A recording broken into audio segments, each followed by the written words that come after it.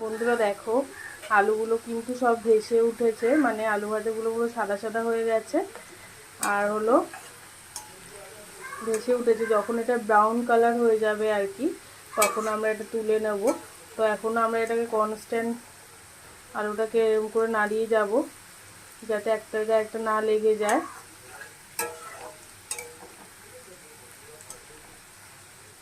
আর আলু ভাজাতে যদি তোমরা কারি পাতা না চাও, নাও দিতে পারো, আর যদি থাকে তাহলে দিও, তাহলে একটা ফ্লেভার অ্যাড হয় আর কি। তো দেখো হয়ে এসছে, আর দেখো পুরো সাদা সাদা হয়ে গেছে। এবারে নামিয়ে নিতে হবে, আর একটু জাস্ট হবে। তেল থেকে দেখো সমস্তটাই কিন্তু ছেড়ে গেছে, আর দেখো ব্রাউনিশ কালার হয়েও গেছে। এবার আমি নামিয়ে নিই আলু ভাজাগুলো। তো তার জন্য কিন্তু আমি একটা এরকম